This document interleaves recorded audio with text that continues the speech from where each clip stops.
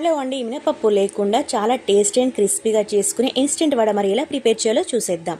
ముందుగా మిక్సింగ్ బౌల్లోకి 1 కప్పు వరకు బియ్యం పిండి, 1 కప్పు వరకు గోధుమ పిండి, 2 టేబుల్ స్పూన్ల వరకు ఉప్మా రవ్వ, 2 టేబుల్ స్పూన్ల వరకు పెరుగు, తగినన్ని వాటర్ కూడా వేసుకొని ఇలా పిండిని సాఫ్ట్గా కలిపి పక్కన పెట్టుకోవాలి ఒక 20 నిమిషాల పాటు.